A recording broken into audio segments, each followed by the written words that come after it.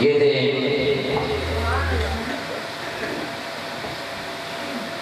محمد شہباز اور محمد ریاض قادری صاحب، جو کہ نہایت پیارے انداز کے اندر کلام پیش کر رہے تھے۔ حضرات محترم، آقا علیہ السلام کی نثر کے اندر ثنا خوانی کرنے کے لیے میں خطاب دے رہا ہوں جناب محترم قبلہ حافظ محمد علی رضا جماعتی صاحب، وہ مائک پہ آئیں اور اپنے مواضع حسنہ سے ہمیں مستقبل فرمائیں۔ ان کی آمد سے پہلے حافظ محمد علی رضا جماعتی صاحب۔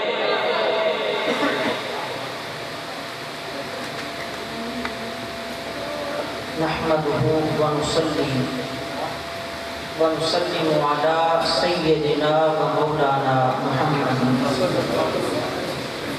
رسوله النبي الأمين المكين الحنين الكريم الرؤوف الرحيم وعلى آله الطيبين الطاهرين وصحبه كرام المتقين المنتجبين المخلصين وعلينا معهم أجمعين.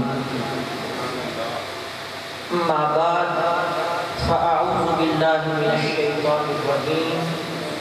بسم الله الرحمن الرحيم. لا أقسم بهذا البلد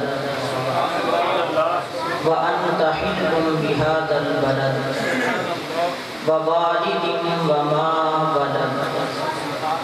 صدق اللہ مولانا العظیم. معزز و محترم سامعین و حاضرین، اللہ رب العزت کی خاص توفیق سے اور اس کی خاص عنایت و رحمت سے ہم سب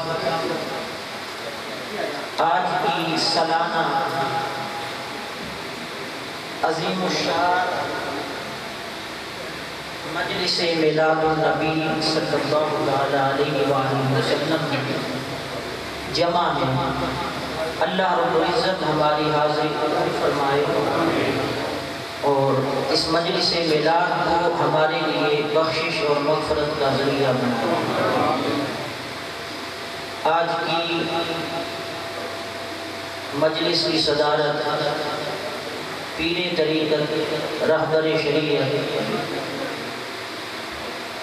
پیر سید سمیع اللہ شاہ صاحب چشتی زیدہ شرفہ و اطال اللہ عمرہ آپ فرما رہے ہیں، اور دیگر حفاظ اکرام علماء اکرام تشریف فرما ہیں۔ حضرت علامہ مولانا محمد عمران صاحب نقشبندی، استاذ الحفاظ قاری محمد یحییٰ صاحب زیدہ شرفہ، مولانا قاری محمد راشد اطاری صاحب زیدہ شرفہ، اور دیگر حفاظ و علماء کرام، اللہ پاک تمام کے علم میں، فضل میں، عمر میں، صحت میں برکتیں وسعتیں عطا فرمائے، اور منتظمین ڈاکٹر محمد یوسف چشتی صاحب اور بالخصوص حافظ محمد نفیس صاحب چشتی اور دیگر ان کے جتنے بھی معاونین ہیں، منتظمین ہیں، اللہ رب العزت تمام کا انتظام معاونت قبول فرما کر دنیا و آخرت میں بے پناہ رحمتیں، فضیلتیں، برکتیں عطا فرمائے۔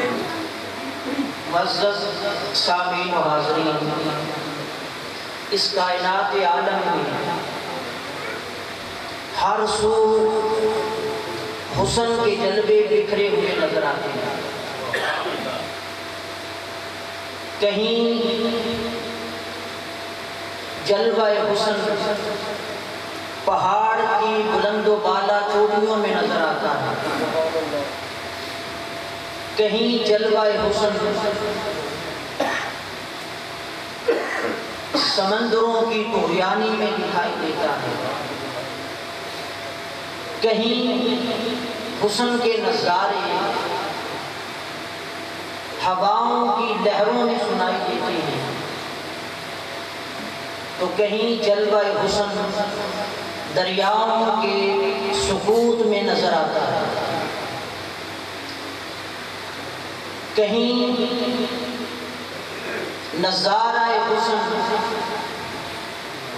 چاند ستاروں سے ٹپک رہا ہے، تو کہیں وہی حسن کا جلوہ سورج کے چہرے میں چمک رہا ہے۔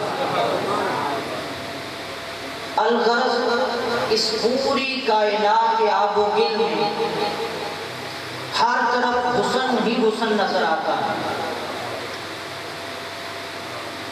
ان حسن و رعنائی کے منتشر نظاروں کو دیکھ کر دل یہ کہتا ہے کہ تلاش میں نکلیں، اور انسان کی روح اور انسان کا دل ہر وقت خوب سے خوب تر کی تلاش میں رہتا ہے۔ ان بکھرے ہوئے حسن کے نظاروں کو دیکھ کر دل بولا کہ تلاش کیا جائے، یقیناً کوئی منبع اور چشمہ ایسا بھی ہوگا جہاں سے یہ نظارے پھوٹ رہے ہیں، جہاں سے یہ حسن کے جلوے نکل رہے ہیں۔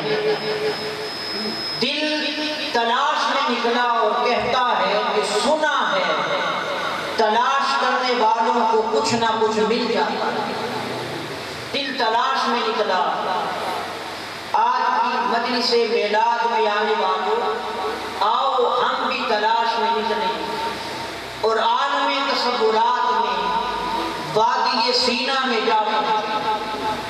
سینا کی وادی ہے، وہاں پہ ایک عاشق صادق صدا دے رہا ہے، ربی ارنی انظر الیک، اے حسن تمام میں تجھے دیکھنا چاہتا ہوں، میں تجھے تکنا چاہتا ہوں۔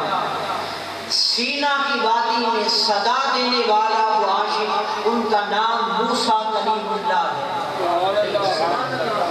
وہ عرض کرتے ہیں، اور وہ حسن تمام رب ذوالجلال کی ذات ہے، عرض کرتے ہیں باری تعالیٰ تیری آواز میں اتنی لذت اور نشہ ہے، تیرے دیدار میں کیا راحت ہے، تیری آواز میں اتنا حسن ہے تو تیرے جلوے میں کتنا حسن ہوگا۔ اب یوں کر پردہ ہٹا اور مجھے اپنا آپ دکھا، اپنا آپ دکھا۔ آواز آتی ہے، اے عاشق صادق لن ترانی، ہمیں جلوہ کرانے سے انکار نہیں ہے، ہمیں جلوہ حسن بے نقاب کرنے سے انکار نہیں، مگر تیری آنکھ جلوے کو تکنے کی استطاعت و طاقت نہیں رکھتی، تیری آنکھ تاب نہیں رکھتی کہ اس جلوے کو دیکھ سکے۔ تو عاشق کی روح بولی، اب صرف آواز سنی ہے تو بے قراری ہے، اب تجھے دیکھے بغیر گزارا نہیں، تکے بغیر گزارا نہیں۔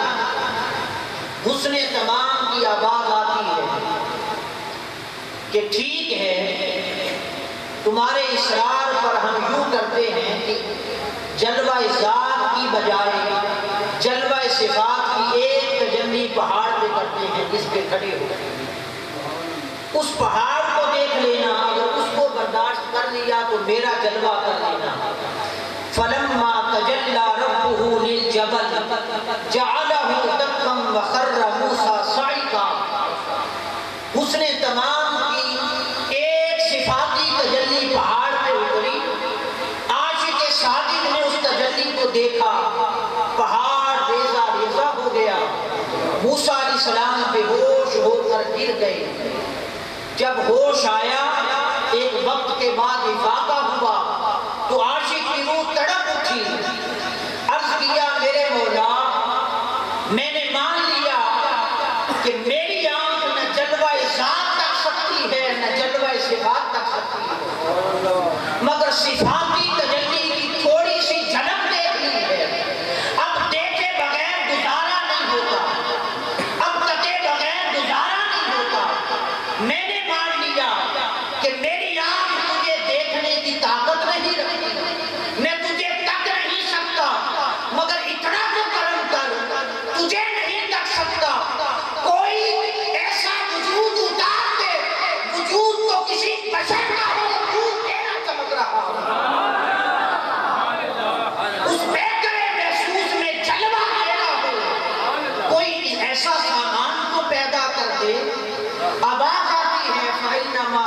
ولوا فثم وجه اللہ، اے موسیٰ اور میرے حسن کی آرزو کرنے والوں، میرے دیدار کی خواہش کرنے والوں، پوری کائنات عالم میں جدھر بھی دیکھو میرا ہی حسن چمک رہا ہے، کہیں مختلف آغازوں میں میرا بھی حسن ہے، کہیں انسانیت کے چہرے خد و خال میں میرا ہی حسن نظر آتا ہے، کہیں جانداروں کی مختلف صورتیں حیتیں میرے ہی حسن کے حکم آ رہے ہیں، یہ پوری کائنات عالم میں جدھر دیکھو میرا ہی حسن ہے۔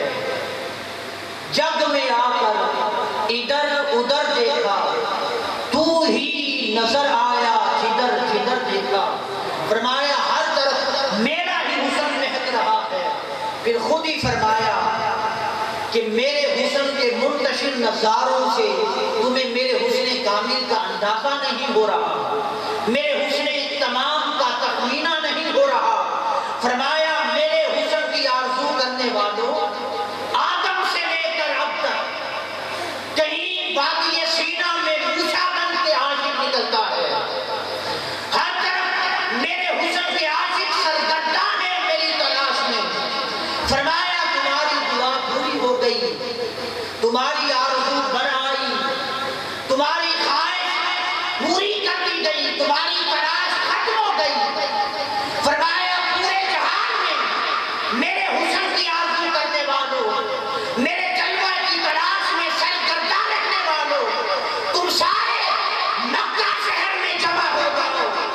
مکہ شہر میں فران پہاڑ کی چوٹیوں کے دامن میں قریش رہتے ہیں، ان قریشیوں میں ایک خاندان بنو ہاشم کا ہے، بنو ہاشم کے اس خاندان میں ایک در عبداللہ کا ہے، عبداللہ کے اس در میں ایک بی بی آمنہ رہتی ہے۔ میرے حسن کی تلاش میں پھرنے والوں، تم سارے جمع ہو کر بی بی آمنہ کی گود کو تکو۔ باری تعالیٰ جلوہ تو تیرا کرنا چاہتے ہیں، آمنہ کی گود میں کیا تکیں؟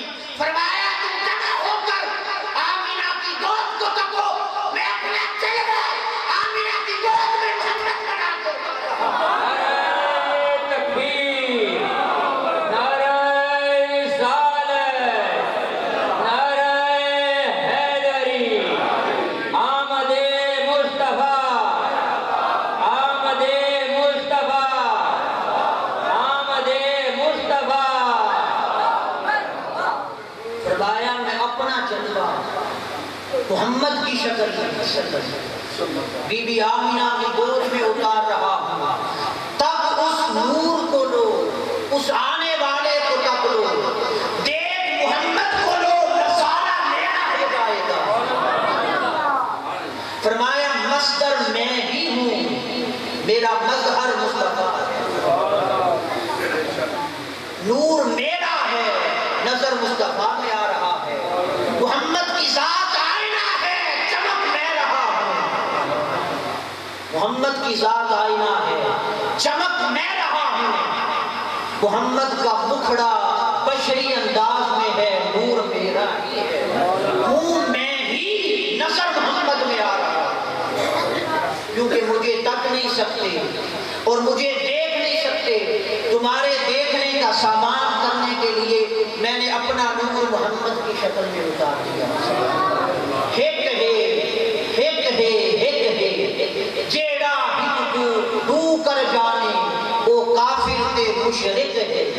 فرمایا ہے میرا ہی نور نظر مصطفیٰ میں آ رہا۔ تو آقا علیہ السلام کا نور پاک اللہ پاک نے اپنے نور کو اس وقت بنایا جب کوئی وقت بھی نہ تھا۔ حدیث قدسی میں ہے، فرمایا كنت كنزا مخفيا فأحببت أن أعرف فخلقت الخلق الأول۔ فرمایا میں چھپا ہوا خزانہ تھا، مجھے کوئی جانتا پہچانتا نہ تھا، کسی کو خبر نہ تھی، اور کوئی جانتا کیسے؟ فرمایا کوئی تھا ہی نہیں، میں چھپا ہوا تھا، پھر میں نے چاہا کہ کوئی مجھے جانے، کوئی مجھے پہچانے، کوئی میرے ساتھ محبت کرے۔ فرمایا میں نے خلق اول بنایا اور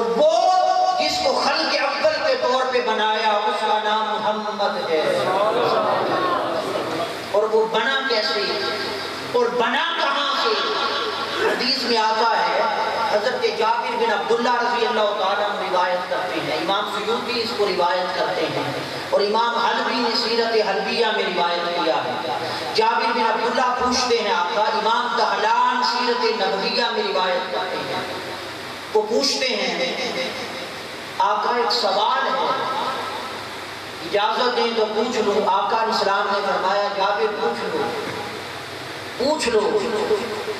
وہ پوچھتے ہیں آقا جب کائنات میں کچھ بھی نہ تھا اور کسی شے کا وجود نہیں تھا، اللہ نے سب سے پہلے کس شے کو پیدا فرمایا؟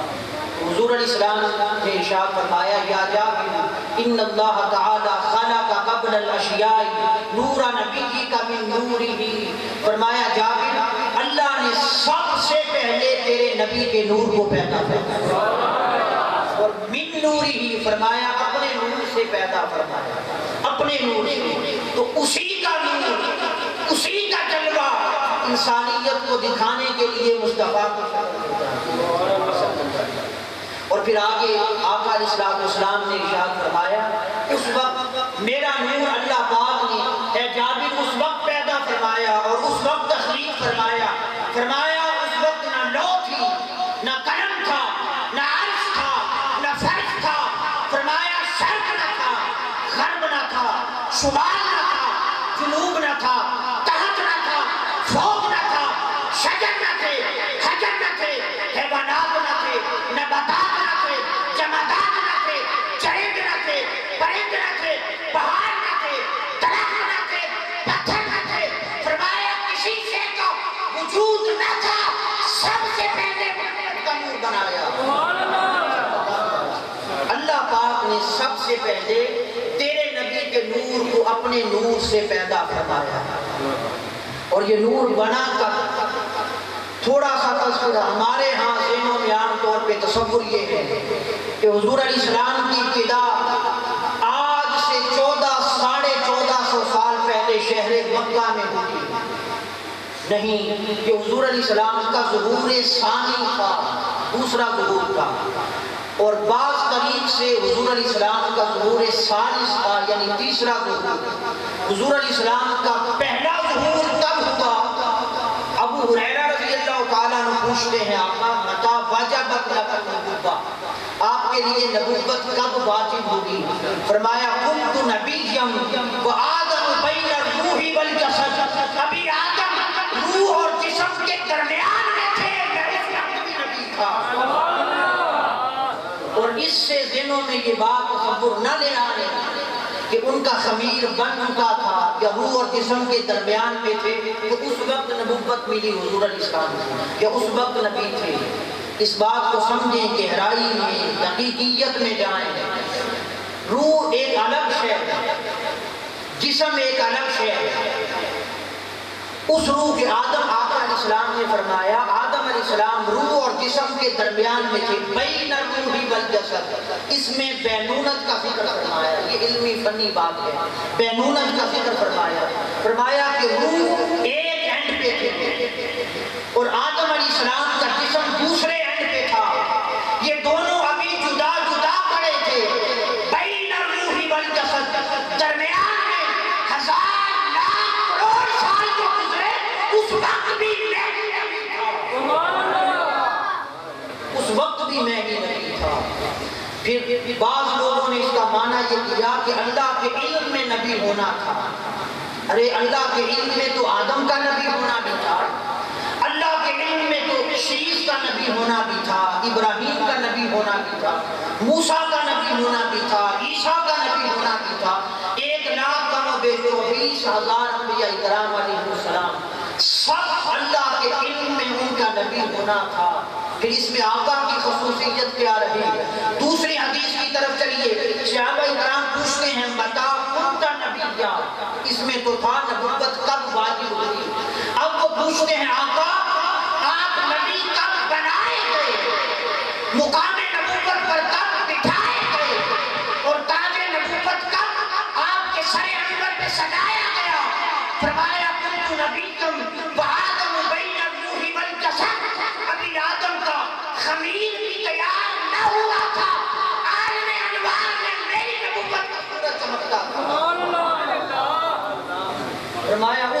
بھی میں ہی نبی تھا، اور اس وقت میرا نور پاک اللہ پاک نے تخلیق فرمایا۔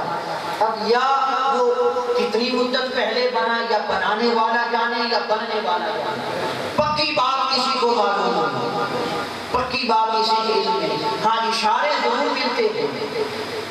ابو ہریرہ رضی اللہ تعالیٰ عنہ روایت کرتے ہیں، امام حلبی سیرت حلبیہ میں روایت کرتے ہیں، ایک روز جبرائیل آقا اسلام کی بارگاہ میں آئے، رحمت موج میں تھی، فرمایا جبرائیل آج تو ایک سوال کا جواب دے۔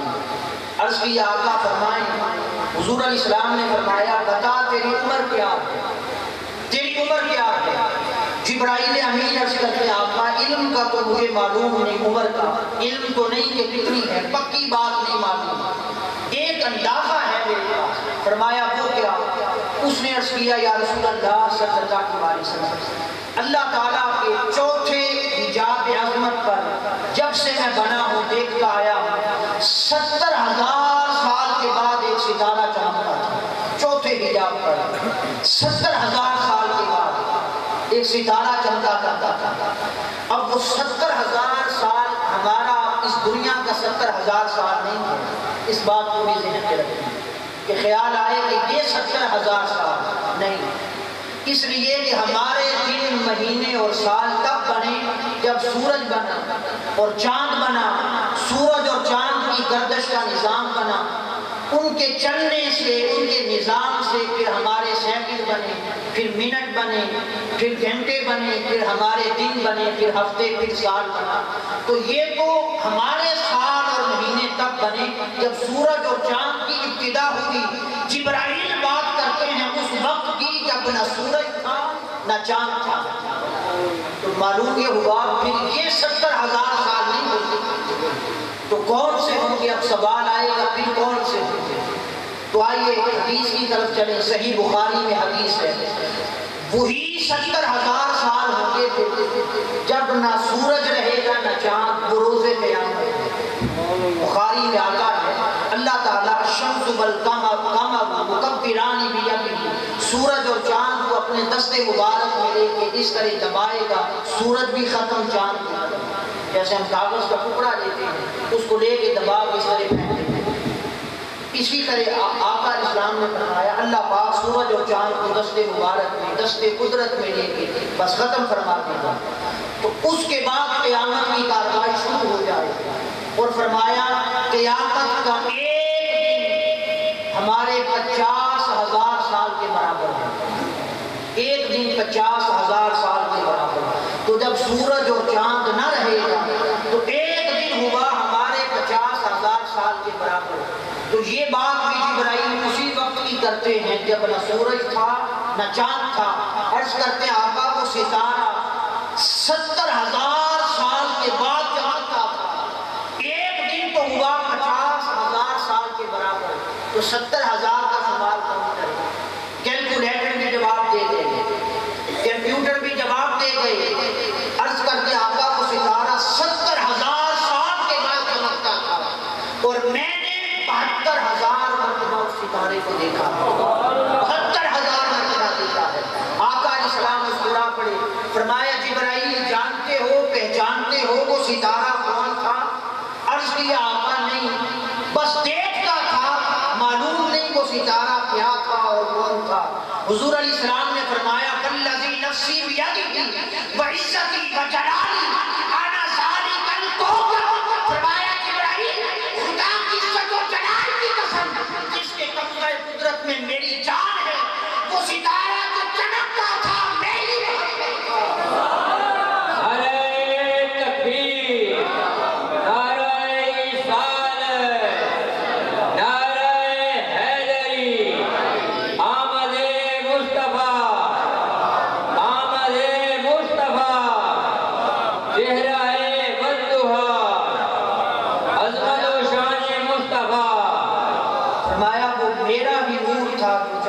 تھا۔ اب سوال یہ ذہنوں میں آئے کہ تب سے آقا علیہ السلام ہیں، ارے نادانوں نہیں، یہ تو جبرائیل نے دیکھنا شروع کیا، مصطفیٰ تو اس سے بھی پہلے، تو حضور کی ابتدا تو یا خدا جانے یا مصطفیٰ جانے۔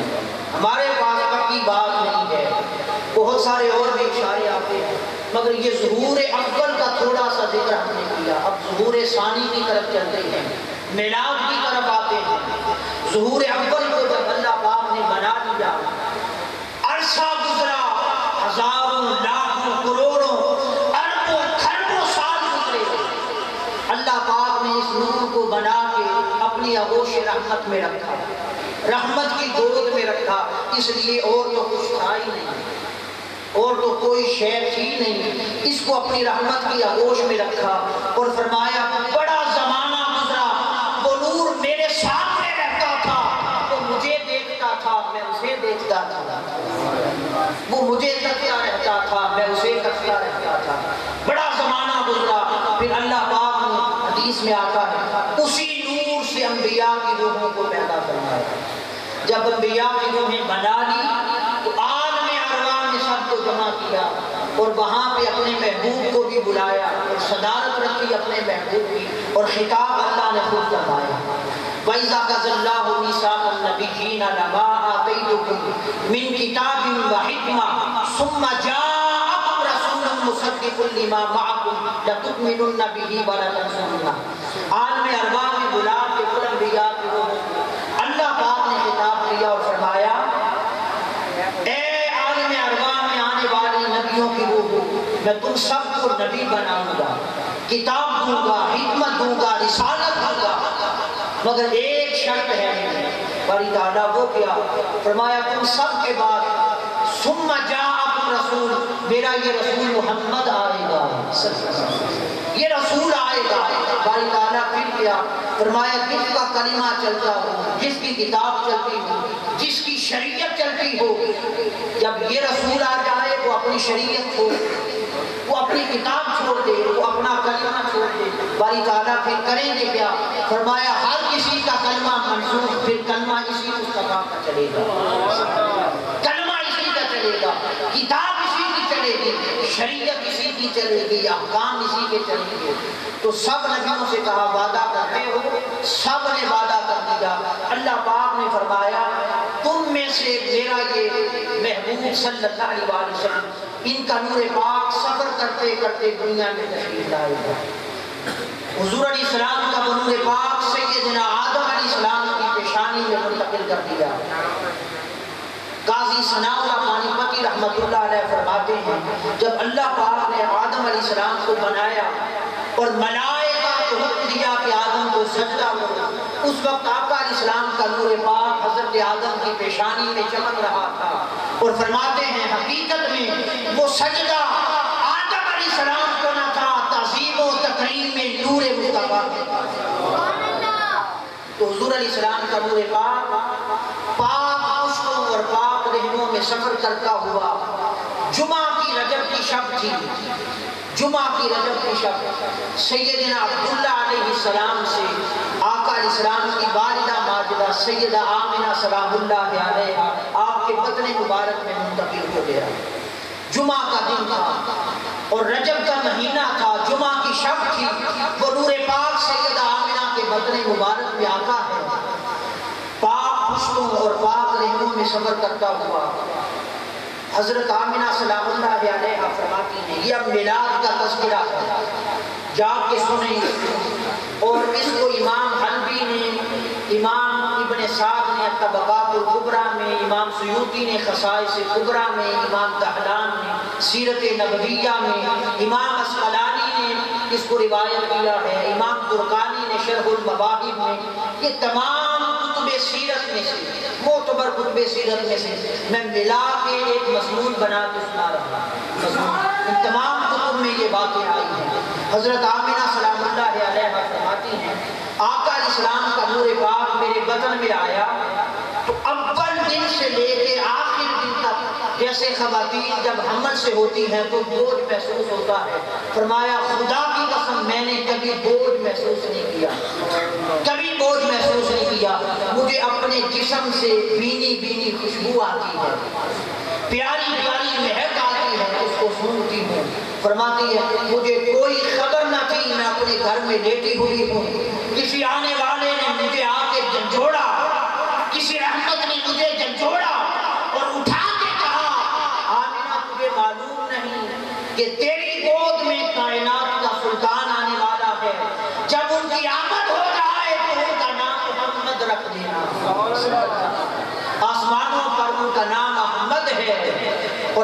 زمین پر اس امت میں ان کا نام محمد ہوگا صلی اللہ علیہ وسلم۔ حضرت آمنہ فرماتی ہیں سلام اللہ علیہا، ہر روز انبیاء اکرام خوشخبری دینے آتے ہیں، مبارکباد دینے آتے ہیں، آمنہ تجھے مبارک ہو، کائنات کا تاجدار آنے والا ہے۔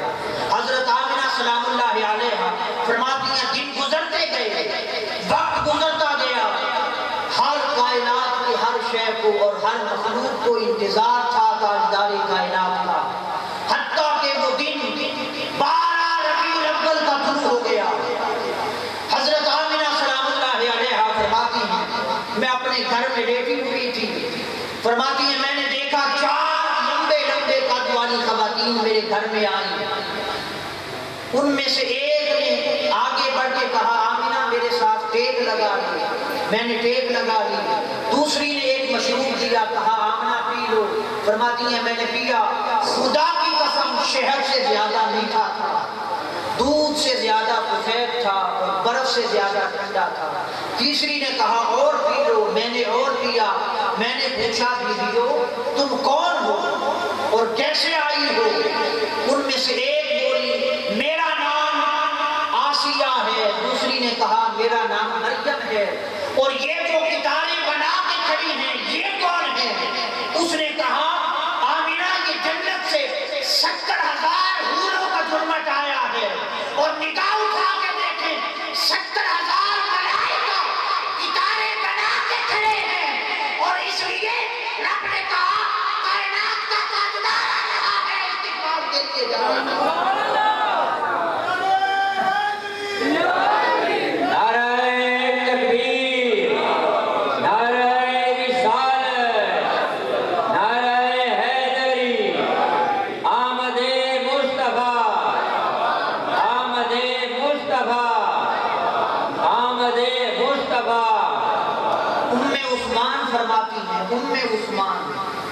فاطمہ بنت عبداللہ ام عثمان کہتی ہیں وہ آقا علیہ السلام کی ولادت کے وقت حضرت آمنہ کی خدمت میں تھی، میں نے دیکھا ساری کائنات پہ لرزہ طاری ہو گیا، ساری کائنات پہ ہلچل طاری ہو گئی۔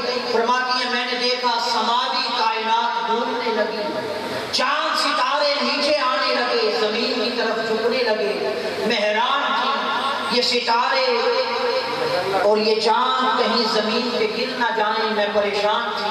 فرماتی ہیں اچانک یکلخت پائیدار کائنات کا نور پاک چمکا، اس نور کی ضوء سے روشنی سے وہ چاند ستارے واپس چلے گئے، مجھے علم ہو گیا یہ ستارے گرنے نہ آئے تھے، محمد کے نور سے خیرات لینے آئے۔ ساری کائنات پہ لرزہ تھا۔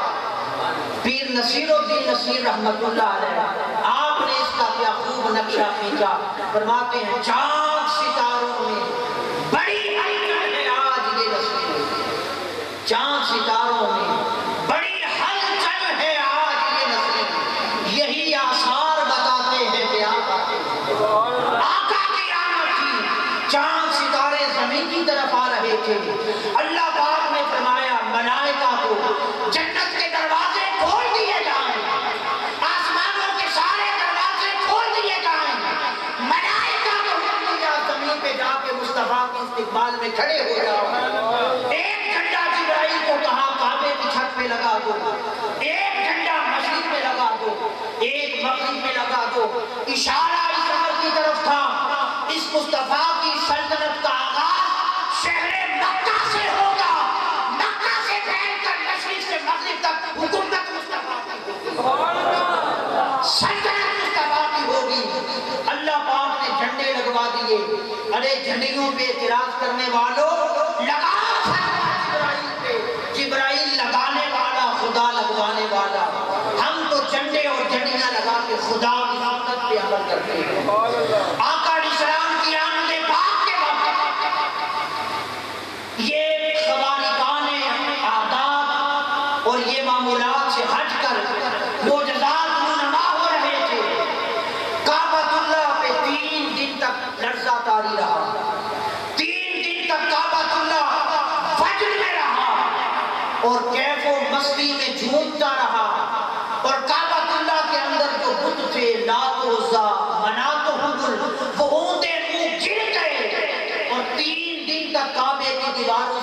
آوازیں آتی رہی، مجھے ویران کرنے والوں، میرے اندر جہالت کو پیدا کرنے والوں، اب پھر سے دنیا بھر سے لوگ میری طرف پلٹ پلٹ کے آئیں گے، پھر سے میرا طواف ہوگا، پھر سے یہاں اللہ رسول کا نام بلند ہوگا، اس لیے کہ مجھے بچانے والا مصطفیٰ آ گیا ہے۔ 3 دن تک کعبہ اللہ سے آوازیں آتی رہی، کعبہ اللہ آقا کی آمد کی خبر دیتا رہا، کہیں بھیڑیے جنگلی جانور مصطفیٰ کی آمد کی خبریں دے رہے تھے۔ آقا کی آمد پاک کے وقت قریش کے ڈر کا ہر جانور بول اٹھا، کعبہ اللہ کی قسم جن کی خاطر کائنات بنائی گئی وہ محمد آنے والے ہیں۔ ہر جانور بول اٹھا قریش کے ڈر کا، ہر جانور بول کے گواہی دے رہا تھا، آمد مصطفیٰ مرحبا۔ آقا علیہ السلام کی آمد پاک کے وقت اس عظمت کے ساتھ، اس شان کے ساتھ ام شفا کہتی ہیں میں آقا کے گھر کی ولادت کے وقت اچانک سیدہ آمنہ کی گود سے ایک نور طلوع ہوا، ایک نور طلوع ہوا، فرماتی ہے خدا کی قسم ساری کائنات جگمگا اٹھی، سارا شہر مکہ جگمگا اٹھا۔ مجھے مکہ میں حضرت آمنہ کے گھر میں بیٹھ کر ملک شام کے محلات نظر آنے لگے۔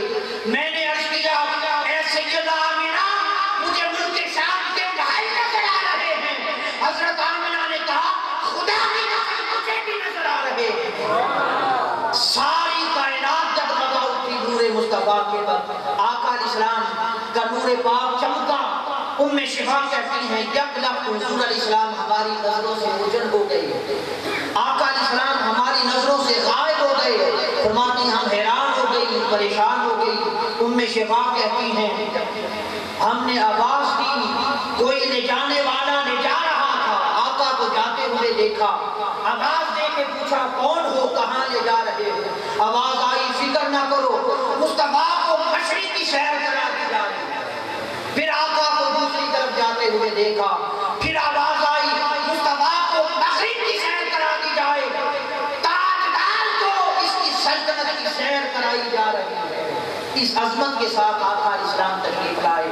بعض لوگوں کے ذہنوں میں خیال آتا ہے کہ آقا علیہ السلام کی آمد کے وقت یہ سارے معجزات نہیں ہو سکتے، عقل ماننے کو تیار نہیں، فہم ماننے کو تیار نہیں۔ ارے انبیاء کی ولادت کے وقت معجزات کا ظہور پذیر ہونا قرآن اس کا گواہ ہے، قرآن گواہی دیتا ہے۔ تو مقتدیوں کی ولادت کے وقت معجزات کو پیدا ہوں تو ایمان کی ولادت کا عالم کیا ہے، جن کی خاطر وزن کائنات سجائی گئی۔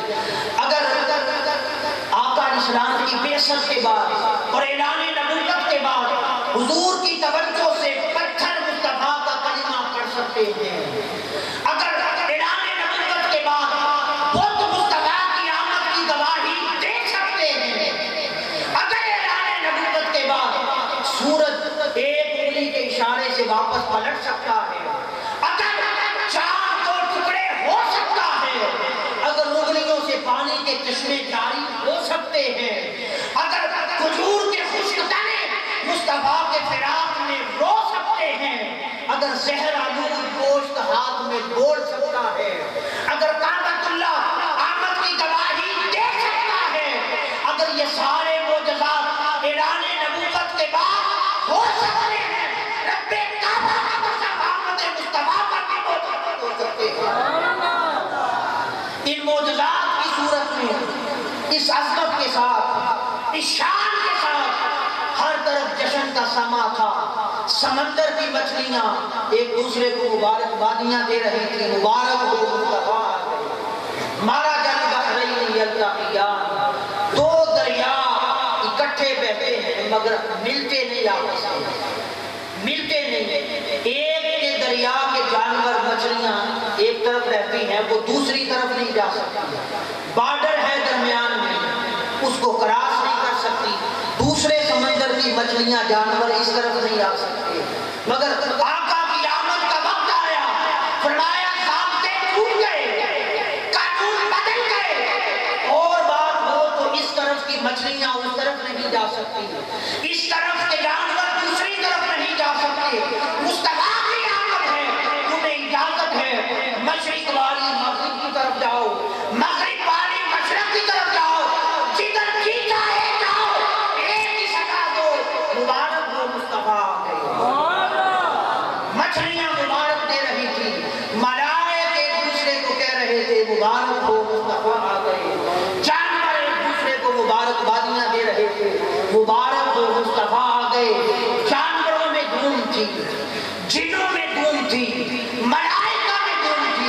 قرآن و ملک میں دھوم تھی، قدسیان فلک میں دھوم تھی، ارے فیض پر دھوم تھی، عرش پر دھوم تھی، مبارک ہو مصطفیٰ آ گئے۔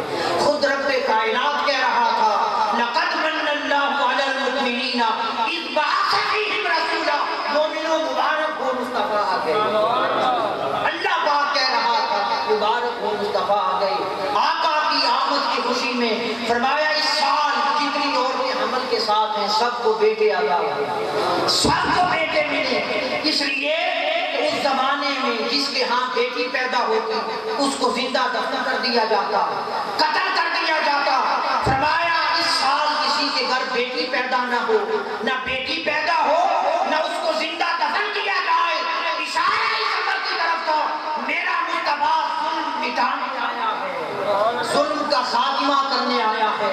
اس شان کے ساتھ آقا علیہ السلام کی آمد باسعادت ہوتی ہے، ہر مخلوق خوشی کا نغمہ گا رہی تھی، ہر طرف جشن کا سما تھا، ہر طرف خوشی اور رعنائی کا سما تھا۔ ایک طرف دن اور رات غمزدگی کی حالت میں کھڑے تھے۔ دن کہہ رہا تھا مولا اپنے محبوب کی آمد مجھے دے دے، رات کہہ رہی تھی مجھے دے دے۔ دونوں دعاؤں میں تھے، التجاؤں میں تھے۔ فرمایا دونوں کی سنی نہیں، دونوں خوش ہو جاؤ، دونوں کو دوں گا۔ باری تعالیٰ دونوں کو کیسے؟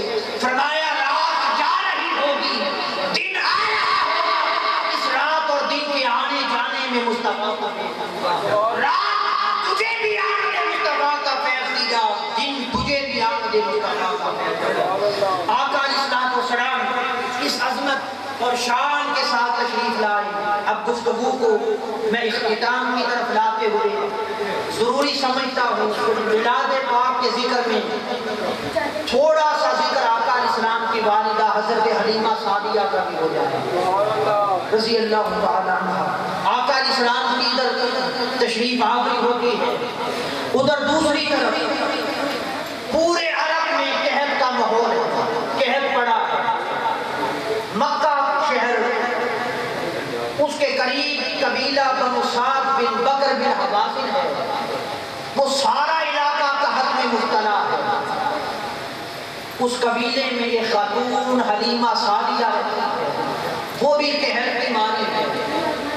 ربیع کا موسم آیا، 10-12 خواتین قبیلہ بنو سعد سے نکلتی ہیں، مکہ شہر میں سفر کرتی ہیں کہ امیروں کے ہاں بچے پیدا ہوں گے، عرب کے ہاں بچے پیدا ہوئے ہوں گے، ان کو لے آتی ہیں، پرورش کرتی ہیں، پالیں گی، جوان کریں گی تو کچھ معاوضہ ملے گا، قحط میں گزر بسر اچھا ہو جائے گا۔ ان میں حلیمہ سعدیہ بھی نکل پڑتی ہے، قحط کی ماری ہے، قافلے میں اپنے شوہر حارث کے ساتھ۔ سواری بھی کمزور تھی، اس تیز رفتار سواریوں کا ساتھ نہ دے سکی، حلیمہ پیچھے رہتی ہے۔ وہ خواتین آگے نکل گئی، حلیمہ اپنے شوہر حارث سے کہتی ہے حارث وہ ساری خواتین امیروں کے بچے لے جائیں گی، ہمارے مقدر میں کیا آئے گا؟ حارث کہتا ہے جو قسمت میں ہوگا وہ مل جائے گا، چلو چلتے ہیں۔ یہ بھی دھیمے دھیمے آہستہ آہستہ سفر کرتے ہوئے مکہ پہنچتے ہیں۔ ادھر دوسری خواتین امیروں کے بچے انہوں نے اٹھا لی، ہر کسی کو خبر ملی عبد المطلب کے ہاں بھی ایک پوتا آیا ہے، مگر ہے یقین اس کا والد نہیں، تو ہر کسی نے کہا کہ معاوضہ نہیں ملے گا، وہ آقا علیہ السلام کو چھوڑ کے چلی گئی۔ حقیقت میں اللہ پاک نے ان میں سے کسی کا انتخاب ہی نہیں کیا۔ حلیمہ سعدیہ شہر مکہ میں داخل ہوتی ہے، حضرت عبد المطلب پہلے سے انتظار میں ہیں اور استقبال میں ہیں، اور ان کے کانوں میں آواز آ رہی ہے اے عبد المطلب ہمارا محبوب کسی اور کے سپرد نہ کر دینا، ہم نے حلیمہ سعدیہ کو دیکھ لیا ہے، وہی میرے محبوب کو لے کے جائے گا۔ وہ بڑی حلم والی ہے، صبر و شکر والی ہے، سعادت مند والی ہے، وہی لے کے جائے گی۔ حلیمہ آتی ہیں، المختصر آقا علیہ السلام سے دادا جان پوچھتے ہیں تمہارا نام کیا؟ انہوں نے کہا میرا نام حلیمہ ہے۔ کہاں سے آئی ہو؟ قبیلہ بنو سعد بن بکر بن حوازن سے آئی ہے۔ اس نے آپ کے دادا جان نے فرمایا تمہارے نام میں 2 سعادتیں صادیہ سے سعادت مندی ہے. فرمایا جاؤ اندر رحمتیں سمیٹ لو, برکتیں سمیٹ لو. حضرت حلیمہ کہتی ہیں میں اندر داخل ہوئی, خدا کی قسم سارا گھر مہکا ہوا, بینی بینی خوشبو آ رہی تھی. ارے آقا کا جشن منانے والوں, حضور کی والدہ کی زبان سے بھی کچھ تذکرہ سنو میلاد کا. فرماتی ہیں گھر سے بھینی بھینی خوشبو آ رہی تھی. میں آگے بڑھی, میرا دل مچلنے لگا, میں مبہوت ہو گئی. ام ایمن نے مجھے آگے لیا, کہا آ جاؤ بی بی, تمہیں وہ لال دکھاتی ہوں, ہے یتیم معاوضہ نہیں ملے گا. فرماتی ہیں میں آگے بڑھی, ام ایمن نے کپڑا ہٹایا, چہرہ بطحا پہ نکال گئی, ٹک ٹکی لگ گئی, دیکھتی رہ گئی, دل قربان کر بیٹھی, روح قربان کر بیٹھی, جان قربان کر بیٹھی. ام ایمن نے کہا بی بی معاوضہ نہیں ملے گا, ہے یتیم, معاوضے کا حق ادا دنیاوی مال سے نہیں ہو سکے گا. حضرت حلیمہ نے کہا اے خاتون خدا کی قسم, اب میں کسی اجرت میں نہیں آئی, اب تو محبوب کی قربت میں آئی. معاوضے بھول گئی, اجرت ختم ہو گئی, محبوب کا دیدار میری اجرت ہے. تواڈی دید اساں دا حج ہے, اب تو محبوب کی دید ہی ساری اجرت ہے. ان کا دیدار ہی میری سارا معاوضہ ہے, کسی معاوضے کی طلب نہ رہی. فرماتی ہیں آقا علیہ السلام سفید اون کے لباس میں آرام فرماتے, سرخ رنگ کا کمبل آقا کے جسم مبارک پہ تھا, وہ نور کا پیٹرن حسن تمام مصطفیٰ کی شکل میں اتر آیا ہو. سفید لباس ہو, سرخ رنگ کا کمبل ہو, مصطفیٰ کا عالم کیا. حلیمہ سعدیہ کہتی ہیں آگے بڑھی, خدا کی قسم میں نے دیکھا آنکھوں میں سرما ہے, سرمے کی ڈوریاں ہیں, سرما ڈلا ہوا ہے, بالوں میں تیل لگا ہوا ہے, کنگھی ہوئی ہے, آقا علیہ السلام کا ناف مبارک کٹا ہوا ہے. فرماتی ہے میں آگے بڑھی, میں نے بے ساختہ اپنے لب مصطفیٰ کے چہرے پہ گرا دیا. خدا کی قسم اس لمحے کی لذت لے, اس لمحے کی لذت لے. حورانے بہشت بھی ناز کر رہی ہیں, قدسیان و فرح بھی کہہ رہے ہوں گے, ملائکہ عرش بھی کہہ رہے ہوں گے واہ حلیمہ تیرے قدموں کی دھول پر ساری کائنات قربان ہے. تو نے آتے ہی اپنے لب مصطفیٰ کو مساروں پہ ٹکا دیے. حلیمہ کہتی ہیں حضرت آمنہ کی بارگاہ میں چلی گئی, انہوں نے کہا بی بی بچہ یتیم ہے. فرمایا مجھے معلوم ہے اے میری سیدہ, معلوم ہے, مجھے کسی اجرت کا لالچ نہیں, آپ مطمئن رہیں میں اپنی جان سے بڑھ کے محبوب کی حفاظت کروں گی. المختصر انہوں نے آقا کو اٹھایا. حضرت حلیمہ سعدیہ فرماتی ہیں میرے سینے میں دودھ سوکھ گیا تھا, خشک ہو گیا تھا, قحط کی وجہ سے, کمزوری کی وجہ سے, بیماری کی وجہ سے. فرماتی ہیں آقا کو اٹھانے کی دیر تھی, میں نے سینے سے لگایا, خدا کی قسم بیماری جاتی رہی, پھر دودھ کے چشمے جاری ہو گئے, کمزوری جاتی رہی. فرماتی ہیں میں آقا کو لے کے نکلی, میں اپنی سواری کے سامنے آئی, محبوب کو اٹھا رکھا ہے. میرا وجدان کہتا ہوگا, کہتا ہے, میرا ایمان کہتا ہے, حوران بہشت اور ملائکہ عرش ساتھ ساتھ چلتے ہوں گے اور ہر قدم پہ کہتے ہوں گے واہ حلیمہ کیا نصیب پایا ہے, واہ حلیمہ کیا نصیب پایا ہے. آقا کو لے کے چلی, حضور کو لے کے چلی, تو سواری کے سامنے جب آئی حضرت حلیمہ کہتی ہیں خدا کی قسم میری سواری نے کعبۃ اللہ کی طرف چہرہ کیا اور سجدے میں گر گئی, سجدے سے سر اٹھایا, 3 بار اللہ کا شکر ادا کیا, مولا تیرا شکر ہے تو نے اپنے محبوب کی سواری بنا دیا, یہ شرف عطا کر دیا. فرماتی ہیں میں سواری پہ سوار ہوئی, میرا شوہر بھی سوار ہوا. فرماتی ہیں وہ سواری جو کمزور اور بیمار تھی, اچانک گوشت پہ گوشت آنے لگا, ہڈیوں پہ گوشت چڑھنے لگا, بیماری جانے لگی, کمزوری جانے لگی, قوت آنے لگی. وہ سواری جو پہلے چلتی نہ تھی اب رکتی نہیں, اب رکتی نہیں. فرماتی ہیں میں یہ سارا منظر دیکھ کر اپنے شوہر حارث کی طرف دیکھتی ہوں, حارث میری طرف دیکھتا ہے, کبھی دونوں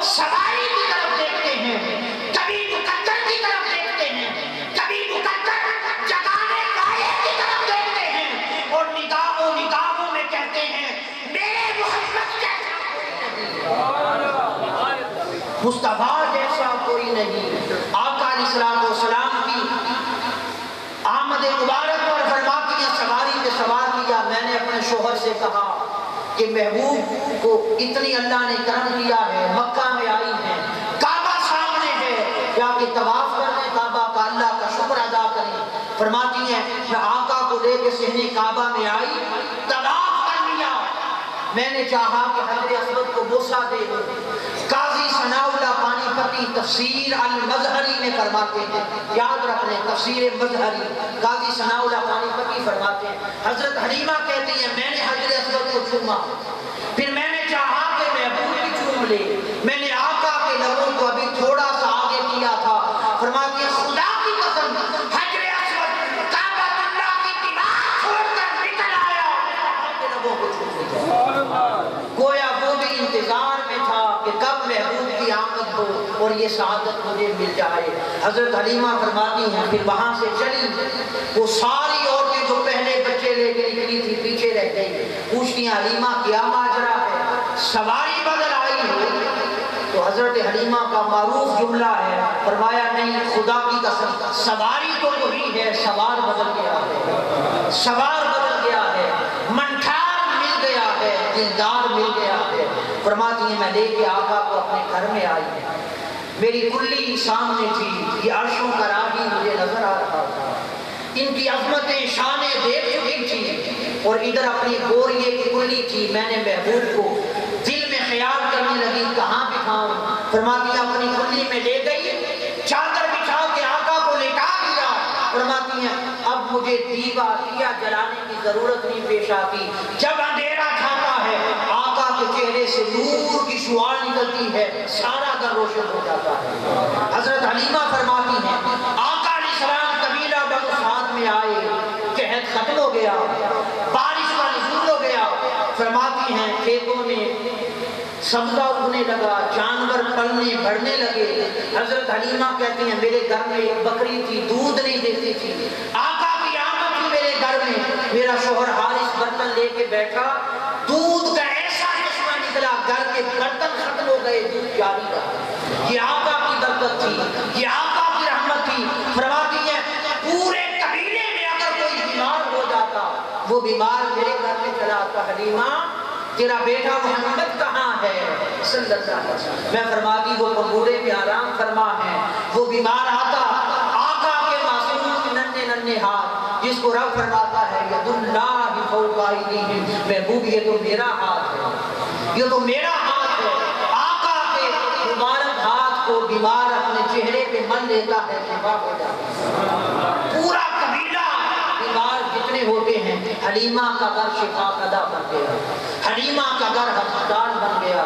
حاضرین محترم، آقا علیہ السلام کی آمد باسعادت کے وقت اللہ پاک نے کائنات عالم میں رحمت ہی رحمت اور برکت ہی برکت اتار دی۔ اسی رحمت کا حصہ خیرات ہمیں بھی نصیب ہوئی، اللہ پاک نے ہمیں اپنے محبوب علیہ السلام کا غلام بنایا۔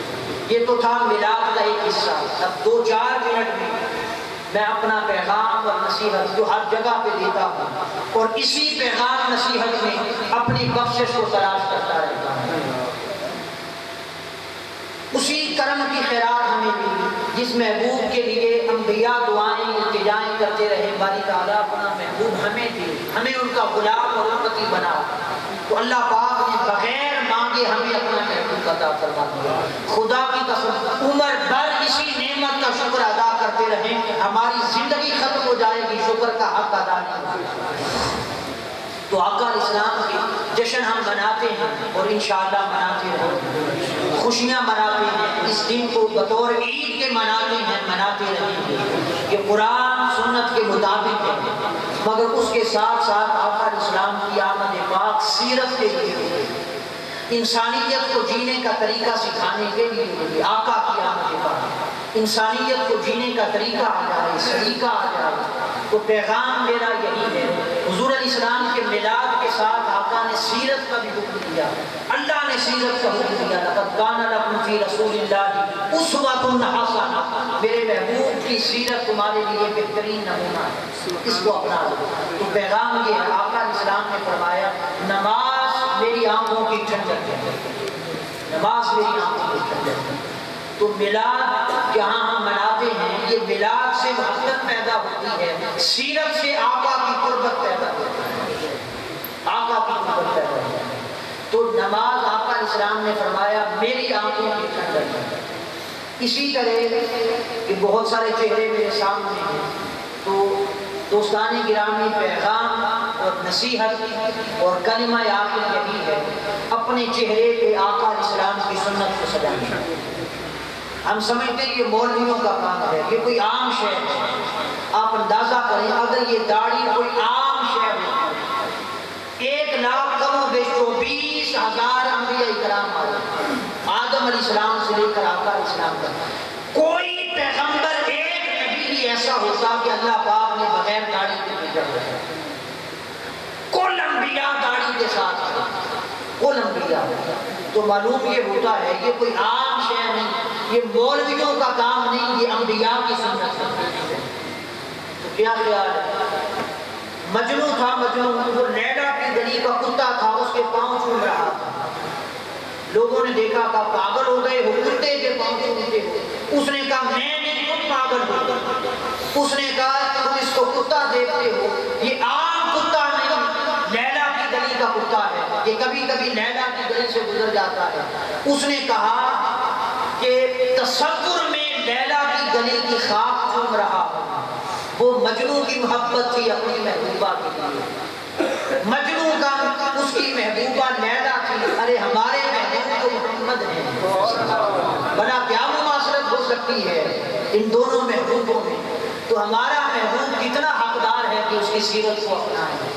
میلاد پاک میں آپ آئے ہیں، میں آپ سے نہیں کہتا ہاتھ اٹھائیں، وعدہ کریں، نعرہ لگائیں، دل میں سب سے تو نہ میں امید کرتا ہوں، نہ پوری کی پوری مجلس کو بدلنے کے لیے خطاب کیا کرتا ہوں۔ کوئی ایک تو ایسا ہوگا دل میں آپ عہد کر لیں، وعدہ کر لیں اللہ رسول کے ساتھ، جو نماز نہیں پڑھ کے آیا، عشاء کی بغیر نماز پڑھے بیٹھے ہیں، وہ جا کے ابھی نماز عشاء پڑھیں اور نماز کو اپنائیں۔ اللہ رسول کے ساتھ یہ آپ کا عہد ہے، آقا کی سنت چہروں پہ سجانے، یہی پیغام ہے اور یہی کل ہماری زندگانی ہے۔ اسی میں حضور کی خوشی ہے، اسی میں اللہ کی خوشی ہے۔ تو نماز کو اپنائیں۔ آقا علیہ السلام کے میلاد پاک میں اگر کوئی ایک بھی حضور کی سنت کو سجاتا ہے، نماز کو اپناتا ہے، تو یہ پوری کی پوری مجلس میں آنے والوں کا کام ہو جائے گا، بانیان محفل کا کام ہو جائے گا، میرا کام ہو جائے گا۔ آقا کو خوش کیا کریں، آقا سے پیار کریں۔ حضور علیہ السلام کے صحابی تھے، حضور کے صحابی تھے جنہوں نے سب سے طویل عمر پائی، سب سے طویل عمر پائی، 700 سال عمر پائی انہوں نے۔ ان کا نام حضرت رتن ہندی تھا رضی اللہ عنہ۔ یہ میں بتانے لگا کہ جس سے حضور خوش ہو جائیں اس کو زندگی میں کبھی نہیں بھولتے۔ ان کا نام تھا حضرت رتن ہندی رضی اللہ تعالیٰ۔ یہ ہندوستان کا علاقہ ہے بٹھنڈا، وہاں کے رہنے والے تھے۔ اس کو امام اسقلانی نے روایت کیا ہے الاستیعاب فی معرفت الصحابہ۔ آقا علیہ السلام کی کل صحابہ کا انہوں نے ذکر کیا تو صحابہ کرام نے ان کا بھی ذکر کیا، اور علامہ جامی نے نفاق الانس میں اس کو روایت کیا ہے۔ ہندوستان کے علاقے بٹھنڈا میں رہتے تھے، 700 سال عمر پائی۔ ایک روز لوگ جمع ہوئے، انہوں نے کہا کہ آپ ہندوستان کے رہنے والے، آقا علیہ السلام مکہ مدینہ کے رہنے والے، آپ نے کیسے اسلام قبول کیا اور آقا کی بارگاہ میں کیسے پہنچے اور کیسے صحابی بنے، ہمیں واقعہ سنائیں۔ پہلے منع کرتے رہے، لوگوں کے اصرار پہ فرمایا اچھا اصرار کرتے ہو تو سنو، سنا دیتا۔ فرماتے میں عین جوان تھا، جوانی پہ تھا، اور میں تاجر تھا، ہندوستان سے ملک شام تجارت کے لیے جاتے تھے، سامان بیچتے تھے، خرید کے لاتے تھے۔ فرماتے ہیں ملک شام جا رہے تھے ہندوستان سے، مکہ کے قریب ایک وادی تھی، وہاں سے ہمارا گزر ہوا، اچانک بارش برسنے لگی، بڑی تیز زور کی بارش برسنے لگی۔ اس بارش میں، اس وادی میں میں نے دیکھا کہ ایک معصوم پیارا خوبصورت بچہ بکریاں چلا رہا تھا۔ حضرت رتن ہندی فرماتے ہیں خدا کی قسم ایسا حسین کبھی دیکھا نہ تھا اور ایسا جمیل کبھی دیکھا نہ تھا۔ وہ بکریاں چلا رہا تھا اس وادی میں، بارش زور کی برسنے لگی تو بکریاں نالے پانی کے ساتھ گھر کے بہنے لگی، بکریاں اپنے گھر کی طرف دوڑی، آگے نالا آیا تو تو بکریاں چھلانگ لگا کے نالا پار کر دیں. وہ معصوم پیارا خوبصورت بچہ نالے کے دوسری طرف اب کبھی دائیں دیکھتا ہے کبھی بائیں. معصوم چھوٹا تھا, ننھی عمر تھی کہ کوئی آئے تو مجھے اٹھا کے نالا پار کرنا. فرماتے میری قسمت مقدر, قسمت مجھے وہاں بھی لے گئی. میں آگے بڑا, پوچھا بیٹے پیار سے, بیٹے آپ نے نالا پار کرنا ہے. ان کی زبان عربی تھی, میں سمجھ تو نہ سکا, مگر انہوں نے اس بات کا سر ہلایا. ہاں, میں نے پیار سے کندھے پہ اٹھایا, نالا پار کرا دیا. فرماتے نالے کے اس طرف جب میں نے ان کو اتارا تو انہوں نے اپنی میٹھی پیاری زبان سے کہا, مجھے نالا پار کرانے والے یا اللہ تیری عمر دراز کرے, اللہ تیری عمر دراز کرے. فرماتے انہوں نے ایک قدم اٹھایا, پھر کہا مجھے نالا پار کرانے والے اللہ تیری عمر دراز کرے. پھر قدم اٹھایا, اللہ تیری عمر دراز کرے. فرماتے 7 بار اس بچے نے کہا نالا پار کرانے والے یا اللہ تیری عمر دراز کرے. فرماتے یہ جو 700 سال دیکھ رہے ہو میری عمر کو ہونے کو ہے, اسی بچے کی دعا کا صدقہ ہے. اس کے ایک دعا کے صدقے سے 100 سال زندگی ملی. فرماتے ہیں ہم تخیلات میں تھے اور رشک میں تھے کہ عام طور پہ اتنے سے بچے کو کوئی شعور نہیں رہتا, کوئی اس کی مدد کرے تو دعا دے. عجیب خوبصورت بچہ ہے, نالا پار کرایا ہے تو 7 بار دعا دیتا ہے. آپ آقا کو خوش کریں گے تو اندازہ کریں حضور کتنی دعائیں دی. فرماتے ہم چلے گئے, وہ بچہ اپنے گھر چلا گیا, ہم اپنے گھر چلے گئے. 50 51 52 سال کا کم و بیش عرصہ گزر گیا. ہم ہندوستان میں بیٹھے تھے اپنے گھر میں, ہم نے دیکھا ایک شام اچانک دیکھا چاند 2 ٹکڑے ہو گئے. تھوڑی دیر کے بعد چاند کے واپس ہو گیا. اب پورے ہندوستان میں ذکر چھڑنے لگا, ہر کوئی پوچھتا ہے کہ چاند 2 ٹکڑے ہوا تم نے دیکھا؟ ہر کوئی جواب دیتا ہاں میں نے دیکھا 2 ٹکڑے ہوئے. وہ پوچھتے ہیں اہل علم سے کیسے ہوا, کس نے کیا؟ ہر کوئی کہتا ہے کہ 2 ٹکڑے ہوتے تو دیکھا ہے, مگر علم نہیں کس نے کیا اور کیسے ہوا. بات ختم ہو گئی. انہی دنوں مکہ شہر سے ایک تجارت کے لیے قافلہ آیا ہندوستان. تو ایک عظیم واقعہ تھا ان دنوں کا, جیسے ہمارے یہاں سانے جو ہوتے ہیں واقعات تو اس کی خبریں پھر پھیلتی ہیں, جگہ جگہ ذکر ہوتا ہے اس کا. تو یہ عظیم واقعہ تھا اس وقت کا. باتوں باتوں میں وہ تجارت کے قافلے میں کسی نے کہا کہ چاند 2 ٹکڑے ہوا تھا تم نے دیکھا؟ مکہ والوں میں سے کسی نے کہا. اب ہندوستان والے چونک پڑے, انہوں نے کہا کہ تم نے بھی دیکھا مکہ میں؟ انہوں نے کہا ہاں ہم نے بھی دیکھا. ہندوستان والے کہتے ہیں دیکھا تو ہم نے ہے, مگر ہمیں علم نہیں کیسے ہوا. مکہ کے تاجر کہتے ہیں ہمیں علم ہے. مکہ شہر میں ایک جوان ہے محمد نامی, اس نے نبوت کا دعویٰ کیا ہے. کفار مکہ نے کہا کہ اگر نبی ہو تو چاند 2 ٹکڑے کر دو. اس نے فقط انگلی کا اشارہ کیا, چاند 2 ٹکڑے ہو گیا. پھر اشارہ کیا تو ہو گیا. حضرت رتن ہندی رضی اللہ تعالیٰ عنہ فرماتے ہیں میرے دل میں شوق پیدا ہوا کہ اس جوان کی زیارت کی جائے, اس سے ملا جائے. فرماتے ہیں میں ہندوستان سے ارادہ کر کے چلا اور سفر طے کرتے کرتے شہر مکہ پہنچا. یہاں پہ آیا تو مجھے خبر ملی کہ وہ محبوب تو مکہ چھوڑ کے مدینہ تشریف لے گئے. فرماتے مکہ سے چلا مدینہ پہنچا, لوگوں سے پوچھا تو انہوں نے کہا مسجد نبوی پہ آقا اسلام تشریف فرما. فرماتے میں دروازے پہ پہنچا, صحابہ کرام کا مجمع تھا, آقا اسلام تشریف فرما تھے. یوں لگتا تھا جیسے ستاروں کے گرمٹ میں چاند چمک رہا, 14ویں کا چاند چمک رہا. فرماتے میں بھی مجلس میں پیچھے ہو کے بیٹھ گیا. ہر کوئی آقا دعا کر دیں بیمار ہوں. حضور فرماتے اللہ بھلا کرے گا, شفا دیتا. شفا میں جاتی تو چلا جاتا. کوئی آقا اولاد کہا نہیں مانتی, آقا دعا کر دیتے اولاد فرما بردار ہوتی. ہر کوئی اپنا مسئلہ لے کے آتا, حضور دعا کرتے وہ چلا جاتا. فرماتے جب سارے چلے گئے میری باری آئی, میں بھی آگے بڑھا. میں نے کہا کہ سنا ہے کہ آپ نے نبوت کا دعویٰ کیا ہے, مجھے کوئی معجزہ دکھا دیں تاکہ میں بھی کلمہ پڑھ کے ایمان لے آؤں. جب یہ کہا تو آقا اسلام مسکرا پڑے اور مسکرا کے فرمایا ہندوستان سے آنے والے رتن ہندی تیرے لیے وہ بچپن کا معجزہ کافی نہیں جب کندھوں پہ اٹھا کے نالا پار کرایا تھا اور میں نے 7 بار کہا تھا جا اللہ تیرے لیے. نعرہ رسالت, نعرہ